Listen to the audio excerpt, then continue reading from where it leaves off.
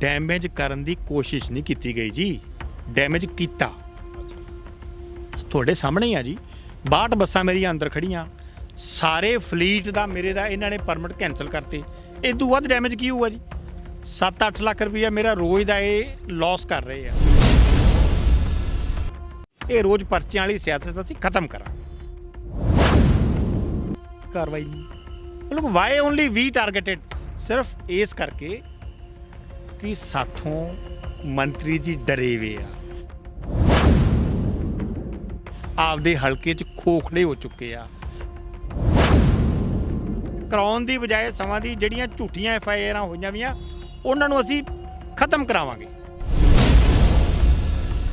Punjab cabinet ਦੇ ਵਿੱਚ ਸਭ ਤੋਂ ਜ਼ਿਆਦਾ ਚਰਚਿਤ ਜਿਹੜੇ ਮੰਤਰੀ ਨੇ ਅਮਰਿੰਦਰ ਸਿੰਘ ਰਾਜਾ ਵੜਿੰਗ, ਉਹਨਾਂ ਵੱਲੋਂ ਵੱਡੀ ਕਾਰਵਾਈ ਲਗਾਤਾਰ ਆਉਣ ਵਾਲੇ ਦਿਨਾਂ ਦੇ ਵਿੱਚ ਜਿਹੜੀ ਕੀਤੀ ਗਈ ਸੀ। ਉਸ ਤੋਂ ਬਾਅਦ ਜਿਸ ਤਰ੍ਹਾਂ ਦੇ ਨਾਲ ਸਿਆਸਤ ਵੀ ਲਗਾਤਾਰ ਆ ਜਿਹੜੀ ਭਖ ਰਹੀ ਆ, ਔਰ ਇਸ ਮਸਲੇ ਦੇ ਉੱਤੇ ਜਿਸ ਤਰ੍ਹਾਂ ਦੇ ਨਾਲ ਜਿਹੜੇ ਟਰਾਂਸਪੋਰਟਰਾਂ ਦੇ ਉੱਪਰ ਕਾਰਵਾਈ ਹੋਈ ਸੀ, ਉਹਨਾਂ ਵਿੱਚ 2 ਪ੍ਰਮੁੱਖ ਟਰਾਂਸਪੋਰਟਰ ਸੀਗੇ ਔਰ ਦੋਨੋਂ ਅਕਾਲੀ ਦਲ ਦੇ ਸੀ। ਉਹਨਾਂ ਨੂੰ ਰਾਹਤ ਮਿਲੀ ਹੈ ਹਾਈ ਕੋਰਟ ਦੇ ਵਿੱਚੋਂ।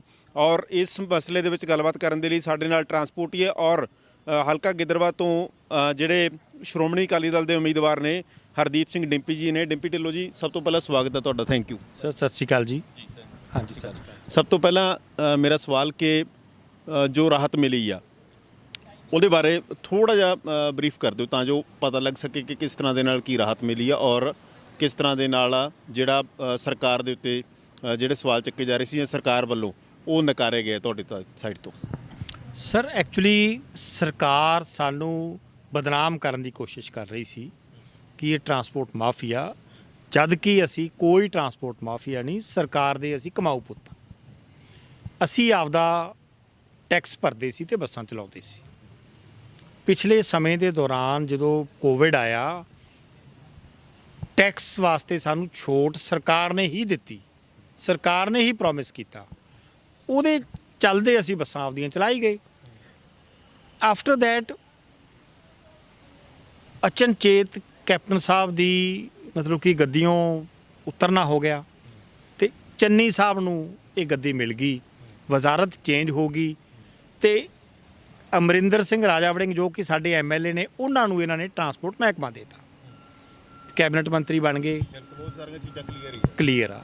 ਮੰਤਰੀ ਬਣਨ ਸਾਰ ਇਹਨਾਂ ਨੇ ਪਹਿਲਾਂ ਸਾਡੇ ਤੇ ਹੀ ਨਕੇਲ ਕੱਸਤੀ, ਤੁਸੀਂ ਟੈਕਸ ਨਹੀਂ ਭਰਦੇ। ਅਸੀਂ ਕਿਹਾ ਜੀ ਇਸ ਤਰ੍ਹਾਂ ਕਰਕੇ ਤੁਹਾਡੇ ਉਹੀ ਅੱਜ ਫਾਈਨੈਂਸ ਮਿਨਿਸਟਰ ਆ, ਉਹਨਾਂ ਨੂੰ ਪੁੱਛੋ ਵੀ ਉਹਨਾਂ ਨੇ ਸਾਨੂੰ ਰਿਲੀਫ ਦਿੱਤਾ ਪਿਆ ਸੀ। ਅਸੀਂ ਕੋਈ ਇਹ ਨਹੀਂ ਵੀ ਟੈਕਸ ਅਸੀਂ ਖਾਧਾ ਜਾਂ ਕੋਈ ਚੋਰੀ ਕੀਤਾ, ਰਿਲੀਫ ਮਿਲਿਆ ਹੋਇਆ ਸੀ ਕਿਉਂਕਿ ਕੋਵਿਡ ਦੇ ਵਿੱਚ ਬੱਸਾਂ ਚੱਲੀਆਂ ਹੀ ਨਹੀਂ ਤੇ ਜਿਸ ਟਾਈਮ ਦੇ ਵਿੱਚ ਚੱਲੀਆਂ 50% ਕੈਪੈਸਿਟੀ ਨਾਲ ਹੀ ਚੱਲੀਆਂ, ਸੋ ਇਸ ਕਰਕੇ ਸਾਡਾ ਦੇਣਾ ਬਣਦਾ ਨਹੀਂ ਮੰਨਿਆ ਜੀ। ਕਹਿੰਦਾ ਮੈਂ ਲਊਂਗਾ। ਅਸੀਂ ਕਿਹਾ ਜੀ ਫਿਰ ਅੱਧਾ ਲੈ ਲਓ ਕਿਉਂਕਿ ਤੁਸੀਂ ਸਾਨੂੰ ਅਲਾਉਡ ਹੀ 50% ਕੀਤਾ, ਮੈਂ ਸਾਰਾ ਲਊਂਗਾ ਜਿਵੇਂ ਜਵਾਕ ਕਰਦੇ ਹੁੰਦੇ ਆ। ਇਹ ਗੱਲਾਂ ਵਰਬਲੀ ਹੋਊਗਾ ਕਿਵੇਂ ਹੋਊਗਾ ਮਤਲਬ ਜੀ ਸਾਡੇ ਆਪਰੇਟਰ ਜਾ ਕੇ ਮਿਲੇ ਆ, ਉਹਨਾਂ ਨੇ ਦੱਸਿਆ, ਆਪਰੇਟਰਸ ਨੇ ਸਾਨੂੰ ਆ ਕੇ ਦੱਸਿਆ ਵੀ ਮੈਂ ਨਹੀਂ ਮਾफ़ ਕਰਦਾ। ਕਹਿੰਦੇ ਉਹ ਕਹਿੰਦੇ ਜੀ ਚਲੋ ਨਹੀਂ ਮਾफ़ ਕਰਨਾ, ਚਲੋ ਹੁਣ ਤੁਸੀਂ ਸਰਕਾਰ 'ਚੋਂ ਟਰਾਂਸਪੋਰਟ ਮੰਤਰੀ ਹੋ, ਤੁਹਾਨੂੰ ਇਗਨੋਰ ਨਹੀਂ ਕੀਤਾ ਜਾ ਸਕਦਾ, ਸਾਡੀਆਂ 4 ਕਿਸ਼ਤਾਂ ਬਣਾ ਦਿਓ, ਐਂ ਕਰ ਲਓ। ਕਹਿੰਦੇ ਚਲੋ ਇਹ ਦੇਖ ਲੈਂਦੇ ਹਾਂ। ਕਿਸ਼ਤਾਂ 4 RTS ਨੇ ਸਾਡੀਆਂ ਬਣਾਤੀਆਂ। ਪਹਿਲੀ ਕਿਸ਼ਤ ਸਾਡੀ ਉਹਨਾਂ ਨੇ ਭਰਾ ਵੀ ਲਈ, ਭਰਾਉਣ ਤੋਂ ਬਾਅਦ ਸਾਡੀਆਂ 6 ਬੱਸਾਂ ਉਦੋਂ ਅੰਦਰ ਸੀ, ਛੱਡ ਵੀ ਦਿੱਤੀਆਂ। ਅਗਲੇ ਦਿਨ 13 ਬੱਸਾਂ ਫੜ ਕੇ ਫਿਰ ਅੰਦਰ ਦਿੱਤੀਆਂ। ਕਿਹੜੇ ਦਿਨ ਦੀ ਗੱਲ ਆ, ਕੋਈ ਅੰਦਾਜ਼ਾ? ਇਹ ਪਿਛਲੇ ਮਹੀਨੇ ਦੀ ਗੱਲ ਆ ਜੀ, ਇਹ ਅਕਤੂਬਰ ਦੀ ਮੇਰੇ ਹੁਣ ਐਗਜ਼ੈਕਟ ਡੇਟ ਨਹੀਂ ਯਾਦ। ਤੇ ਅਸੀਂ ਪੁੱਛਿਆ RTA ਸਾਹਿਬ ਨੂੰ ਵੀ ਸਰ ਵੀ ਕੱਲ੍ਹ ਛੱਡੀਆਂ ਸੀ ਅੱਜ ਫੇਰ ਫੜ ਲਈਆਂ, ਵੀ ਕੀ ਚੱਕਰ ਪੈ ਗਿਆ? ਉਹ ਕਹਿੰਦੇ ਜੀ ਮੰਤਰੀ ਸਾਹਿਬ ਜੀ ਆਪਦੀ ਉਸ ਗੱਲ ਤੋਂ ਵੀ ਮੁਨਕਰ ਹੋ ਗਏ, ਕਹਿੰਦੇ ਜੀ ਸਾਰਾ ਟੈਕਸ ਭਰਾਓ, ਨਹੀਂ ਛੱਡਣੀਆਂ। ਇਹ ਗੱਲ ਤੁਹਾਨੂੰ ਆਫੀਸਰ ਨੇ ਆਖੀ ਜਿਹੜੇ ਜਦੋਂ ਓਬਵੀਅਸਲੀ ਜੀ 65 ਲੱਖ ਰੁਪਈਆ ਤੁਸੀਂ ਭਰਾ ਕੇ ਬੱਸਾਂ ਛੱਡ ਕੇ ਅਗਲੇ ਦਿਨ ਦੁਬਾਰਾ ਫੜਦੇ ਹੋ ਤਾਂ ਓਬਵੀਅਸਲੀ ਅਫਸਰ ਨੇ ਤਾਂ ਬਣਾ ਕੇ ਦਿੱਤੀ ਸੀ, ਅਫਸਰ ਤਾਂ ਉਹਨਾਂ ਦੇ ਵੱਜੇ ਆ ਵਿਚਾਰੇ।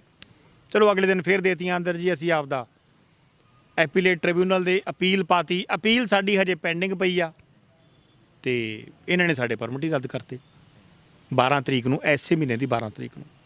ਅਸੀਂ ਉਹਦੇ ਅਗੇਂਸਟ ਅਪੀਲ ਪਾਤੀ ਹਾਈ ਕੋਰਟ ਦੇ ਵਿੱਚ। ਮਾਣਯੋਗ ਹਾਈ ਕੋਰਟ ਨੇ ਕੱਲ੍ਹ ਦੀ ਡੇਟ ਸਾਨੂੰ ਦਿੱਤੀ ਸੀ ਤੇ ਕੱਲ੍ਹ ਉਹਨਾਂ ਨੇ ਫਿਰ ਕਲੀਅਰ ਕੱਟ ਟਰਾਂਸਪੋਰਟ ਮਿਨਿਸਟਰ ਨੂੰ ਇੱਕ ਨੋਟਿਸ ਭੇਜਿਆ ਵੀ ਸਾਨੂੰ ਜਵਾਬ ਦੇ ਵੀ ਤੁਹਾਡੇ ਤੇ ਐਲੀਗੇਸ਼ਨ ਇਹ ਲੱਗੇ ਆ ਵੀ ਸਾਡੇ ਨਾਲ ਵੈਂਡੇਟਾ ਪੋਲਿਟਿਕਸ ਹੋ ਰਹੀ ਆ, ਵੀ ਜੇ ਟੈਕਸ ਸਾਡਾ ਤੁਸੀਂ ਸਾਡੇ ਤੇ ਐਲੀਗੇਸ਼ਨ ਇਹ ਲਾਇਆ ਵੀ ਤੁਹਾਡਾ ਟੈਕਸ ਟੁੱਟਿਆ ਹੋਇਆ। ਡਨ। ਜਦ ਕਿ ਇਹ ਕੰਪਨੀ ਕਹਿ ਰਹੀ ਹੈ ਜੀ ਅਸੀਂ 4 ਇੰਸਟਾਲਮੈਂਟਸ ਕਰਾਉਣਾ ਚਾਹੁੰਦੇ ਆ, ਉਹਦਾ ਫੈਸਲਾ ਤੁਸੀਂ ਕੀਤਾ ਨਹੀਂ, ਪੈਂਡਿੰਗ ਪਿਆ, ਚੱਕ ਕੇ ਤੁਸੀਂ ਪਰਮਿਟ ਕੈਂਸਲ ਕਰਤੇ।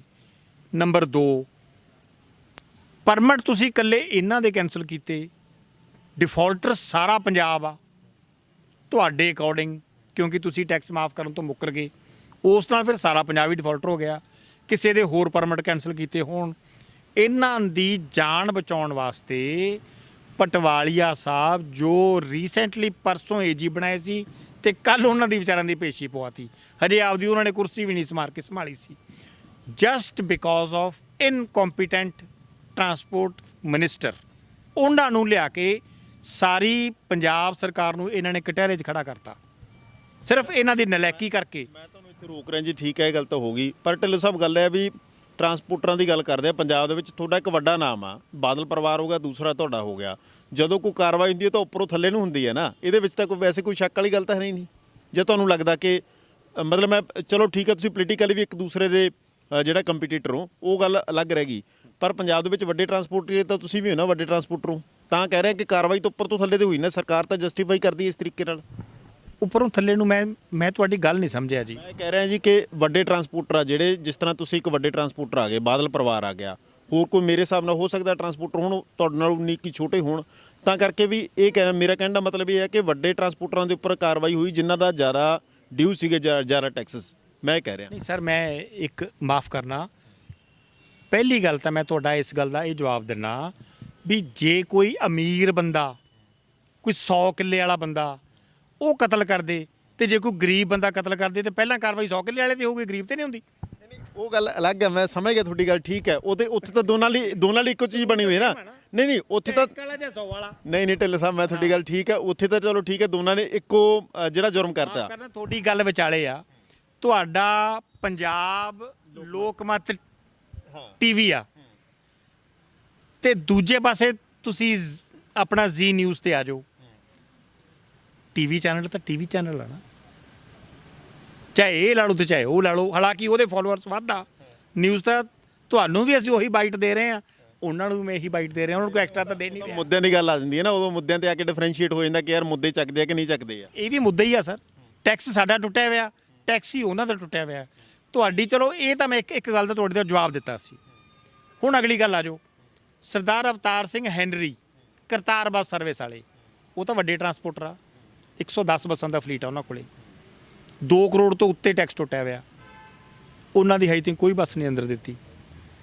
ਤੁਸੀਂ ਇਹ ਚੀਜ਼ ਪੁੱਛੀ ਕਿਤੇ ਪ੍ਰੈਸ ਕਾਨਫਰੰਸ ਵੀ ਸ਼ਾਇਦ ਤੁਸੀਂ ਸਵਾਲ ਚੱਕੇ ਸੀ ਇਹਨਾਂ ਚੀਜ਼ਾਂ ਦੇ ਉੱਤੇ, ਤੇ ਉਸ ਤੋਂ ਬਾਅਦ ਜਵਾਬ ਕੀ ਮਿਲਿਆ ਸਰਕਾਰ ਤਰਫੋਂ ਜਾਂ ਵਿਭਾਗ ਦੇ ਕਰਮਚਾਰੀ ਹੈ ਜਿਹੜੇ ਹਾਈ ਪ੍ਰੋਫਾਈਲ ਅਫਸਰ ਆ, ਉਹਨਾਂ ਦੀ ਗੱਲ ਕੋਈ ਜਵਾਬ ਨਹੀਂ। ਜੇ ਉਹਨਾਂ ਕੋਲੇ ਜਵਾਬ ਹੁੰਦਾ ਭਾਈ ਸਾਹਿਬ, ਸਾਡੇ ਪਰਮਿਟ ਦੁਬਾਰਾ ਹਾਈ ਕੋਰਟ, ਮਾਨਯੋਗ ਹਾਈ ਕੋਰਟ ਦੁਬਾਰਾ ਸਾਨੂੰ ਬਹਾਲ ਨਹੀਂ ਕਰਦੀ ਸੀ ਅਗਰ ਅਸੀਂ ਕਿਤੇ ਨਾ ਕਿਤੇ ਗਿਲਟੀ ਹੁੰਦੇ। ਵੀ ਵਰ ਨਾਟ ਗਿਲਟੀ ਐਟ ਆਲ। ਉਦੋਂ ਬਾਅਦ ਸਰਦਾਰ ਕੁਸ਼ਲਦੀਪ ਸਿੰਘ ਢਿੱਲੋਂ ਸਾਹਿਬ MLA ਫਰੀਦਕੋਟ, ਉਹ ਛੋਟੇ ਆਪਰੇਟਰ ਆ ਜੀ, ਵੱਡੇ ਆਪਰੇਟਰ ਆ। ਸਰਦਾਰ ਫਤਿਹ ਸਿੰਘ ਲਿਬੜਾ ਸਾਹਿਬ, ਸਾਰੇ ਪੰਜਾਬ 'ਚ ਉਹਨਾਂ ਦਾ ਆਪਣਾ ਨੰਬਰ ਆ ਲਿਬੜਾ ਬੱਸ ਸਰਵਿਸ ਦਾ, 7-8 ਕਰੋੜ ਦੇ ਕਰੀਬ ਉਹਨਾਂ ਦਾ ਟੈਕਸ ਟੁੱਟਿਆ ਹੋਇਆ।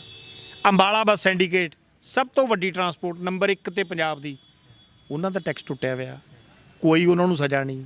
ਮੈਂ ਨਹੀਂ ਕਹਿੰਦਾ ਵੀ ਦਿਓ, ਇਹ ਮੈਂ ਤੁਹਾਡੇ ਕੁਐਸਚਨ ਦਾ ਆਨਸਰ ਦੇ ਰਿਹਾ।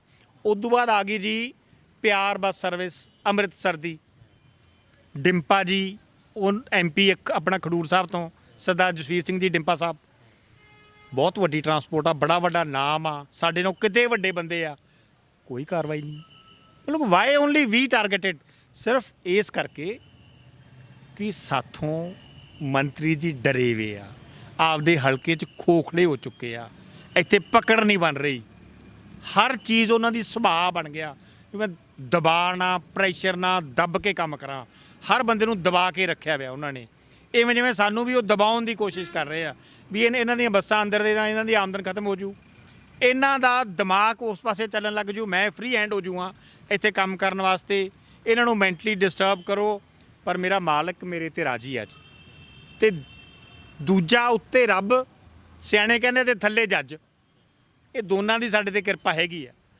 ਉੱਤੇ ਉਸ ਪਰਮਾਤਮਾ ਨੇ ਕਿਰਪਾ ਕਰਨੀ ਹੈ ਤੇ ਥੱਲੇ ਦੋ ਜੱਜ ਸਾਹਿਬਾਨਾਂ ਨੇ ਸਾਡੇ ਤੇ ਪੂਰੀ ਕਿਰਪਾ ਕੀਤੀ ਆ। ਔਰ ਸਾਥੋਂ ਤੁਹਾਨੂੰ ਗੱਲ ਹੋਰ ਦੱਸਦਾ, ਅਸੀਂ ਟੈਕਸ ਭਰਨ ਨੂੰ ਤਿਆਰ ਸੀ ਪਹਿਲਾਂ ਹੀ, ਪਰਮਿਟ ਕਰਨ ਇਹਨਾਂ ਦੇ ਕੈਂਸਲ ਕਰਨ ਤੋਂ ਪਹਿਲਾਂ ਹੀ ਤਿਆਰ ਹੋ ਗਏ ਸੀ ਵੀ ਯਾਰ ਭਰੋ, ਇਹ ਆਪਾਂ ਕਲੇਸ਼ ਨਿਬੇੜੋ ਰੋਜ਼ ਦਾ। ਅਸੀਂ ਆਪਦੇ ਫਾਈਨੈਂਸ ਕਰਾਏ, ਅਸੀਂ ਆਪਦੀਆਂ ਲਿਮਟਾਂ ਬਣਾਈਆਂ, ਕੁਛ ਕੀਤਾ ABC, ਪਰ ਸਰਕਾਰ ਨੂੰ ਅਸੀਂ ਕਿਹਾ ਯਾਰ ਦਿੰਦੇ ਕਰੋ ਪੈਸੇ, ਵੀ ਕਿਉਂ ਇਹਨੇ ਰੋਜ਼ ਕਲੇਸ਼ ਕਰਨਾ, ਆਪਾਂ ਇਸ ਤੋਂ ਬਾਹਰ ਨਿਕਲੋ। ਇਹਨਾਂ ਨੇ ਸਾਨੂੰ OTP ਨਹੀਂ ਦਿੱਤਾ ਜੀ ਟੈਕਸ ਭਰਨ ਵਾਸਤੇ, ਜਿਹੜਾ ਕਿ ਸਾਨੂੰ ਗਵਰਨਮੈਂਟ ਦਿੰਦੀ ਹੁੰਦੀ ਆ, RTA। ਉਹਨਾਂ ਨੂੰ ਰੋਕਿਆ, ਮੰਤਰੀ ਜੀ ਨੇ ਉਹਨਾਂ ਨੂੰ ਰੋਕਿਆ, OTP ਨਹੀਂ ਦਿੱਤਾ। ਕਿੰਨੇ ਕੁ ਦਿਨ ਉਹਦੇ ਪਿੱਛੇ ਤੁਸੀਂ OTP ਪਿੱਛੇ ਮਤਲਬ 1 ਹਫ਼ਤਾ ਪੂਰਾ ਤੁਰੇ ਫਿਰੇ। ਇਸੇ ਕਰਕੇ ਕੱਲ ਅਸੀਂ ਮਾਨਯੋਗ ਹਾਈ ਕੋਰਟ ਤੋਂ ਹੁਕਮ ਦਵਾਏ ਆ RTA ਸਾਹਿਬ ਨੂੰ ਵੀ ਇਹਨਾਂ ਦਾ ਟੈਕਸ ਭਰਾਓ। ਅੱਜ ਸਾਡੇ ਕੋਲੇ ਆਰਡਰਸ ਆਏ ਆ ਹਾਈ ਕੋਰਟ ਦੇ, ਅੱਜ ਹੁਣ ਸਾਡੇ ਕੋਲੇ ਆਰਡਰਸ ਆਏ, ਕੱਲ ਨੂੰ ਅਸੀਂ ਟੈਕਸ ਭਰ ਦਾਂਗੇ। ਠੀਕ ਹੈ, ਹੁਣ ਹਾਈ ਕੋਰਟ ਤੋਂ ਬਾਅਦ ਸਰਕਾਰ ਸੁਪਰੀਮ ਕੋਰਟ ਚਲੀ ਜਾਊਗੀ, ਫਿਰ ਉਹਦਾ ਕੀ ਹੱਲ ਆ? ਤੇ ਅਸੀਂ ਵੀ ਜਾ ਵੜਾਂਗੇ ਸੁਪਰੀਮ ਕੋਰਟ। ਸਾਤੋਂ ਕਿਹੜਾ ਕੋਈ ਦਿੱਲੀ ਦੂਰ ਆ ਜੀ, ਅਸੀਂ ਪਹੁੰਚ ਜਾਾਂਗੇ। ਮਗਰ ਜਾਊ ਕਿਹੜੇ ਬੇਸ ਤੇ ਜੀ, ਮੈਨੂੰ ਐਂ ਤਾਂ ਦੱਸ ਦਿਓ। ਜੇ ਸਰਕਾਰ ਸੁਪਰੀਮ ਕੋਰਟ ਜਾਂਦੀ ਆ ਜੀ, ਸਾਰਾ ਪੰਜਾਬ ਡਿਫਾਲਟਰ ਆ, ਕੋਈ ਅਸੀਂ ਇਕੱਲੇ ਤਾਂ ਹੈ ਨਹੀਂ। ਅਸੀਂ ਤਾਂ ਆਪਦਾ, ਹੁਣ ਤਾਂ ਸਾਡੇ ਵਾਸਤੇ ਹੋਰ ਸੌਖਾ ਕੰਮ ਹੋ ਗਿਆ, ਅਸੀਂ ਤਾਂ ਟੈਕਸ ਹੀ ਭਰਤਾ, ਆਪਦਾ ਗੱਲ ਹੀ ਨਿਬੜ ਗਈ। ਹੁਣ ਕੀ ਲੈ ਕੇ ਜਾਊਗੀ ਸਰਕਾਰ ਉਹਦੇ ਸੁਪਰੀਮ ਕੋਰਟ? ਹੁਣ ਤਾਂ ਬਾਕੀ ਰਗੜੇ ਜਾਣਗੇ। ਜੇ ਸਰਕਾਰ ਸੁਪਰੀਮ ਕੋਰਟ ਜਾਊਗੀ ਨਾ ਜੀ, ਇਹਨਾਂ ਦੇ ਰਗੜੇ ਜਾਣਗੇ, ਹੁਣ ਸਾਨੂੰ ਕੋਈ ਫਰਕ ਨਹੀਂ ਪੈਂਦਾ। ਫਿਰ ਇਹਦਾ ਮਤਲਬ ਸਰਕਾਰ ਨਹੀਂ ਜਾਊਗੀ, ਆਪਦੇ ਉੱਤੇ ਕਾਰਵਾਈ ਹੋ ਜੂ ਇਸ ਤਰੀਕੇ ਨਾਲ? ਸਵਾਲ ਹੀ ਨਹੀਂ, ਤੁਸੀਂ ਲੈ, ਮੈਂ ਚੈਲੰਜ ਕਰਦਾ, ਜੇ ਸੁਪਰੀਮ ਕੋਰਟ ਜਾ ਵੜੇ, ਜਾ ਕੇ ਵਿਖਾ ਦੇ ਮੈਨੂੰ। ਇਹਨਾਂ ਕੋਲੇ ਕੋਈ ਆਪਣਾ ਮੁੱਦਾ ਹੀ ਹੈ ਨਹੀਂ ਜੀ। ਜੇ ਕੋਈ ਮੁੱਦਾ ਹੋਊ ਤਾਂ ਫੇਰ ਹੀ ਜਾਊ ਨਾ ਜੀ, ਅਸੀਂ ਗਲਤੀ ਕਿਤੇ ਨਹੀਂ। ਇੱਕ ਚੀਜ਼ ਹੋਰ ਢਿੱਲੋਂ ਸਾਹਿਬ, ਕਿ ਤੁਸੀਂ ਗੱਲ ਕੀਤੀ ਸੀ ਕਿ ਫਾਈਨੈਂਸ਼ੀਅਲੀ ਲਾਸ ਕਰਨ ਦੀ, ਫਾਈਨੈਂਸ਼ੀਅਲੀ ਪੋਲੀਟੀਕਲੀ ਇੱਕ ਦੂਸਰੇ ਉੱਤੇ ਅਟੈਕ ਕਰਨਾ, ਉਹ ਅਲੱਗ ਗੱਲਾਂ। ਠੀਕ ਹੈ, ਪੋਲੀਟੀਕਲੀ ਚਲੋ ਸਟੇਟਮੈਂਟਾਂ ਦਿੰਦੇ ਆ, ਤੁਸੀਂ ਵੀ ਉਹਨਾਂ ਦੇ ਖਿਲਾਫ ਦਿੰਦੇ ਹੋ, ਉਹ ਵੀ ਤੁਹਾਡੇ ਖਿਲਾਫ ਦਿੰਦੇ ਆ। ਇਸ ਤਰ੍ਹਾਂ ਨਾਲ ਫਾਈਨੈਂਸ਼ੀਅਲੀ ਜਿਹੜਾ ਉਹ ਡੈਮੇਜ ਕਰਨ ਦੀ ਕੋਸ਼ਿਸ਼ ਕੀਤੀ ਗਈ, ਉਹ ਡੈਂਟ ਪਿਆ ਤੁਹਾਡੇ ਤੇ? ਡੈਮੇਜ ਕਰਨ ਦੀ ਕੋਸ਼ਿਸ਼ ਨਹੀਂ ਕੀਤੀ ਗਈ ਜੀ, ਡੈਮੇਜ ਕੀਤਾ। ਤੁਹਾਡੇ ਸਾਹਮਣੇ ਹੀ ਆ ਜੀ, 62 ਬੱਸਾਂ ਮੇਰੀਆਂ ਅੰਦਰ ਖੜੀਆਂ, ਸਾਰੇ ਫਲੀਟ ਦਾ ਮੇਰੇ ਦਾ ਇਹਨਾਂ ਨੇ ਪਰਮਿਟ ਕੈਂਸਲ ਕਰਤੇ। ਇਦੋਂ ਵੱਧ ਡੈਮੇਜ ਕੀ ਹੋਊਗਾ ਜੀ? 7-8 ਲੱਖ ਰੁਪਈਆ ਮੇਰਾ ਰੋਜ਼ ਦਾ ਇਹ ਲਾਸ ਕਰ ਰਹੇ ਆ, ਜਿਹਦੇ ਚੋਂ ਮੈਂ ਸਰਕਾਰ ਨੂੰ ਟੈਕਸ ਵੀ ਦਿੰਦਾ। 30 ਲੱਖ ਰੁਪਈਆ ਮੈਂ ਹਰ ਮਹੀਨੇ ਟੈਕਸ ਜਮ੍ਹਾਂ ਕਰਾਉਣਾ ਸਰਕਾਰ ਦਾ, ਉਹ ਵੀ ਮੇਰਾ ਲਾਸ ਹੋਇਆ। ਮੇਰਾ ਕੀ, ਗਵਰਨਮੈਂਟ ਦਾ ਹੀ ਹੋਇਆ ਲਾਸ, ਜਦੋਂ ਬੱਸਾਂ ਤਾਂ ਮੇਰੀ ਇਹਨਾਂ ਨੇ ਆਪਣੇ ਰੂਟ ਪਰਮਿਟ ਮੇਰੇ ਰੱਦ ਕਰਤੇ। ਓਬਵੀਅਸਲੀ ਇਹਨਾਂ ਦਾ ਹੀ ਹੋਇਆ ਲਾਸ ਜੀ। ਚਲੋ ਮੇਰਾ ਤਾਂ ਜਿਹੜਾ ਹੋਇਆ ਹੀ ਆ, ਮਤਲਬ ਕਿ ਲਾਸ ਤਾਂ ਦੇਖੋ ਪੂਰਾ ਹੀ ਹੋਇਆ। ਔਰ ਮੈਂ ਮੈਂਟਲੀ ਵੀ, ਚਾਹੇ ਕਿੰਨਾ ਹੀ ਬੰਦਾ ਆਪਦੇ ਆਪ ਨੂੰ ਤਕੜਾ ਕਰ ਲੇ, ਥੋੜ੍ਹਾ ਬਹੁਤਾ ਮੈਂਟਲੀ ਦਾ ਬੰਦਾ ਡਿਸਟਰਬ ਹੁੰਦਾ ਹੀ ਹੈ। ਪਰ ਮੈਂ ਆਪਦਾ ਮਨ ਐਂ ਸਮਝਾ ਲਿਆ ਵੀ ਇਹ ਵੀ ਇਲੈਕਸ਼ਨ ਖਾਤੇ ਹੀ ਪਾ ਦਿਓ, ਕੰਮ ਨਿਬੇੜੋ ਪਰਾਂ। ਅੱਛਾ, ਹੋਰ ਕੀ ਆ ਜੀ, ਫਿਰ ਹੁਣ ਐਂ ਸਮਝਾਂਗੇ ਵੀ ਇਹ ਵੀ ਇਲੈਕਸ਼ਨ 'ਚ ਜਾ ਦਿਓ। ਅੱਛਾ, ਇੱਕ ਚੀਜ਼ ਹੋਰ, ਇਲੈਕਸ਼ਨ ਦੀ ਗੱਲ ਆ ਗਈ, ਕੰਪੇਨ ਦੇ ਵਿੱਚ ਤੁਹਾਡਾ ਪੂਰਾ ਪਰਿਵਾਰ ਆ ਜਿਹੜਾ, ਉਹ ਬੜਾ ਦੇਖਿਆ ਕਿ ਪਹਿਲਾਂ ਸੀਗਾ ਕਿ ਤੁਸੀਂ ਸੀਗੇ, ਸਨੀ ਜੀ ਹੋ ਗਏ ਜਾਂ ਆਬੇ ਸੀਗਾ, ਜ਼ਿਆਦਾਤਰ 3 ਜਾਣੇ ਜ਼ਿਆਦਾ ਹੁੰਦੇ ਸੀਗੇ। ਨਾਲ ਦੀ ਨਾਲ ਹੁਣ ਜਿਸ ਤਰ੍ਹਾਂ ਦੇ ਨਾਲ ਸਨੀ ਦੇ ਵਾਈਫ ਵੀ ਆ ਗਏ ਨੇ, ਔਰ ਹੋ ਸਕਦਾ ਆਉਣ ਵਾਲੇ ਦਿਨਾਂ ਦੇ ਵਿੱਚ ਤੁਹਾਡੇ ਪਰਿਵਾਰ 'ਚੋਂ ਵੀ ਤੁਹਾਡੇ ਵਾਈਫ ਜਾਂ ਹੋਰ ਵੀ ਕੋਈ ਰਿਲੇਟਿਵ ਆ ਜਿਹੜੇ ਹੋਰ ਕਰੀਬੀ ਆ, ਉਹ ਵੀ ਇਸ ਤਰ੍ਹਾਂ ਹੁਣ ਦਿਖਣਗੇ। ਸਰ, ਅਸੀਂ, ਸਾਡੇ ਫੈਮਿਲੀ ਦੀ ਇੱਕ ਯੂਨਿਟੀ ਆ ਜੀ। ਇੱਕ ਸਾਡੇ ਕਾਮਯਾਬੀ ਦਾ ਰਾਜ਼ ਇਹੀ ਆ, ਜੋ ਇੰਨੀ ਸਾਨੂੰ ਪਰਮਾਤਮਾ ਨੇ ਬਰਕਤ ਦਿੱਤੀ ਆ ਨਾ ਜੀ, ਉਹ ਇਸੇ ਕਰਕੇ ਦਿੱਤੀ ਹੈ ਵੀ ਸਾਡੀ ਇੱਕ ਮੁੱਠੀ ਬਣਦਾ। ਮੇਰਾ ਬੇਟਾ ਵੀ ਕੰਮ ਕਰਦਾ ਜੀ, ਸ਼ਾਇਦ ਤੁਸੀਂ ਉਹ ਵੇਖਿਆ ਨਹੀਂ, ਉਹ ਚੁੱਪ ਕਰਕੇ ਜੇ ਕੰਮ ਕਰਦਾ, ਬਾਹਲਾ ਲਾਈਮਲਾਈਟ 'ਚ ਨਹੀਂ ਆਉਂਦਾ। ਅਬੇ ਤਾਂ ਤੁਸੀਂ ਰੋਜ਼ ਦੇਖਦੇ ਹੀ ਹੋ ਵੀ ਉਹ ਵੀ ਮੇਰਾ ਬੇਟਾ ਹੀ ਆ। ਮੈਂ ਤਾਂ ਸਣੀ ਨੂੰ ਵੀ ਬੇਟਾ ਹੀ ਮੰਨਦਾ, ਕਿਉਂਕਿ ਮੈਂ ਤੋਂ 8 ਸਾਲ ਛੋਟਾ, ਉਹਨੂੰ ਮੈਂ ਬੇਟਾ ਹੀ ਸਮਝਦਾ। ਸਣੀ ਦੀ ਵਾਈਫ ਹਜੇ ਉਮਰ ਛੋਟੀ ਆ, ਯੰਗ ਆ, ਹਿੰਮਤੀ ਆ, ਉਹਨੂੰ ਅਲੱਗ-ਅਲੱਗ ਅਸੀਂ ਇੱਕ ਮਤਲਬ ਕਿ ਪੋਰਸ਼ਨ ਵੰਡ ਲਿਆ ਹਰੇਕ ਬੰਦੇ ਨੂੰ, ਤੈਨੂੰ ਆ, ਤੈਨੂੰ ਆ, ਤੈਨੂੰ ਆ, ਉੱਥੇ ਤੁਸੀਂ ਕੰਮ ਕਰਨਾ, ਇੱਥੇ ਤੁਸੀਂ ਕਰਨਾ। ਉਸ ਢੰਗ ਤਰੀਕੇ ਨਾਲ ਅਸੀਂ ਕੰਮ ਕਰ ਰਹੇ ਹਾਂ।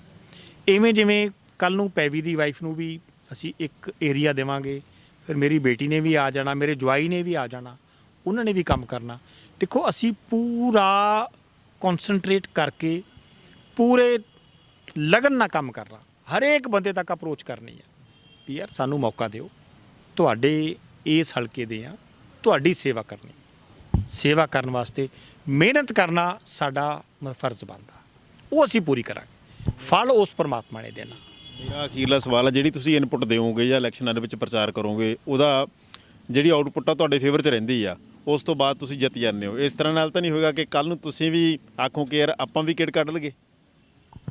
ਭਾਈ ਸਾਹਿਬ, ਮੇਰਾ ਇਹ ਸੁਭਾਅ ਹੀ ਨਹੀਂ ਜੀ। ਮੈਂ ਚਾਹ ਕੇ ਵੀ ਕਿਸੇ ਦਾ ਮਾੜਾ ਨਹੀਂ ਕਰ ਸਕਦਾ। ਝੱਲ ਜ਼ਰੂਰ ਲੈਣਾ ਮੈਂ, ਪਰ ਮੈਥੋਂ ਮਾੜਾ ਹੁੰਦਾ ਨਹੀਂ ਕਿਸੇ ਦਾ। ਮੈਂ ਤੁਹਾਨੂੰ ਸਹੀ ਗੱਲ ਦੱਸਾਂ, ਲਿਟਰਲੀ ਮੈਨੂੰ ਤਾਂ ਇਹਦੇ ਬੱਚਿਆਂ ਵਿੱਚ ਦੀ ਵੀ ਆਪਦੇ ਬੱਚੇ ਵੇਖਣ ਲੱਗ ਜਾਂਦੇ। ਮੈਂ ਤੁਹਾਨੂੰ ਸਹੀ ਲਿਟਰਲੀ ਗੱਲ ਦੱਸਾਂ, ਕਿਉਂਕਿ ਮੇਰਾ ਆਪਦੀ ਫੈਮਿਲੀ ਨਾਲ, ਆਪਦੇ ਬੱਚਿਆਂ ਨਾਲ ਬਹੁਤ ਜ਼ਿਆਦਾ ਲਗਾਵ ਆ। ਤੇ ਇਹ ਤਾਂ ਚਲੋ ਹੈ ਜਿਹੋ ਜਿਹਾ ਹੈਗਾ ਜੀ, ਜਿਹੋ ਜਿਹਾ ਇਹ ਆਪਣਾ ਮੂਡ ਮਤ ਕਰੀ ਜਾਂਦਾ। ਪਰ ਮੈਂ ਤੁਹਾਨੂੰ ਇੰਨਾ ਵਿਸ਼ਵਾਸ ਦਵਾ ਦੇਣਾ ਵੀ ਮੈਥੋਂ ਨਹੀਂ ਹੋਣਾ ਇਹ ਕੰਮ, ਮੈਥੋਂ ਹੋਣਾ ਨਹੀਂ। ਮੈਂ ਤਾਂ ਸਮਾਂ ਦੀ ਜਿਹੜੇ ਸਾਡੇ ਹਲਕੇ ਦੇ ਵਿੱਚ ਇੱਕ ਡਰ ਦੇ ਸਾਏ ਹੇਠ ਲੋਕ ਜਿਉਂ ਰਹੇ ਆ, ਮੈਂ ਤਾਂ ਉਹਨਾਂ ਦਾ ਵੀ ਡਰ ਖਤਮ ਕਰਨਾ ਵੀ ਯਾਰ ਕੋਈ ਗੱਲ ਨਹੀਂ, ਜੇ ਮੈਂ ਤੁਹਾਨੂੰ ਇੱਕ ਤਰ੍ਹਾਂ ਦਾ ਮਾੜਾ ਵੀ ਲੱਗਦਾ ਨਾ, ਕੋਈ ਗੱਲ ਨਹੀਂ, ਨਾ ਵੋਟ ਪਾਓ, ਪਰ ਤੁਸੀਂ ਆਪਦਾ ਆਰਾਮ ਨਾਲ ਜੀਓ, ਖੁੱਲਾ ਜੀਓ, ਤੁਹਾਨੂੰ ਕੋਈ ਡਰ ਨਹੀਂ। ਮੇਰੇ ਵੱਲੋਂ ਤੁਹਾਨੂੰ ਕੋਈ ਡਰ ਨਹੀਂ ਹੋਊਗਾ ਵੀ ਯਾਰ ਆਏ ਨਾ ਡਿੰਪੀ ਕਰਦਾ ਕੋਈ ਪਰਚਾ ਪਰਿਵਾਰ 'ਚ ਕੋਈ ਹੋਰ ਮੈਂਬਰ ਦਾ ਨਹੀਂ, ਕਿਉਂਕਿ ਸਾਰੇ ਮੇਰੇ ਕਹਿਣੇ 'ਚ ਆ ਜੀ, ਇਹੋ ਜਿਹੀ ਕੋਈ ਗੱਲ ਨਹੀਂ। ਅੱਜ ਦੀ ਘੜੀ ਮੈਥੋਂ ਕੋਈ ਬਾਹਰ ਨਹੀਂ, ਹਰੇਕ ਬੰਦਾ ਮੇਰੇ ਕਹਿਣੇ 'ਚ ਆ। ਔਰ ਉਮੀਦ ਕਰਦੇ ਆ ਕਿ ਰਾਮ ਰਾਜ ਲੈ ਕੇ ਆਵਾਂਗੇ ਜੀ। ਇਹ ਰੋਜ਼ ਪਰਚਿਆਂ ਵਾਲੀ ਸਿਆਸਤ ਅਸੀਂ ਖਤਮ ਕਰਾਂਗੇ, ਇਸ ਚੱਕਰ 'ਚ ਨਹੀਂ ਪੈਣਾ। ਬਹੁਤ ਹੋ ਗਿਆ ਜੀ, ਮਤਲਬ ਕਿ ਬਹੁਤ ਥਾਣੇ ਸਾਡੇ ਪਰਚਿਆਂ ਨਾਲ ਭਰੇ ਪਏ ਆ। ਹਰੇਕ ਬੰਦੇ ਤੇ FIRਾਂ ਲੌਜ ਹੋਈਆਂ ਵੀਆਂ। FIRਾਂ ਕਰਾਉਣ ਦੀ ਬਜਾਏ ਸਮਾਂ ਦੀ ਜਿਹੜੀਆਂ ਝੂਠੀਆਂ FIRਾਂ ਹੋਈਆਂ ਵੀਆਂ, ਉਹਨਾਂ ਨੂੰ ਅਸੀਂ ਖਤਮ ਕਰਾਵਾਂਗੇ, ਉਹਨਾਂ ਨੂੰ ਖਾਰਜ ਕਰਾਵਾਂਗੇ ਜੀ। ਢਿੱਲੋਂ ਸਾਹਿਬ ਸੀ ਸਮਾਂ ਦਿੱਤਾ, ਔਰ ਇਹ ਇੰਟਰਵਿਊ ਦੇਖਣ ਲਈ ਤੁਹਾਡਾ ਸਭ ਦਾ ਵੀ ਬਹੁਤ ਬਹੁਤ ਧੰਨਵਾਦ।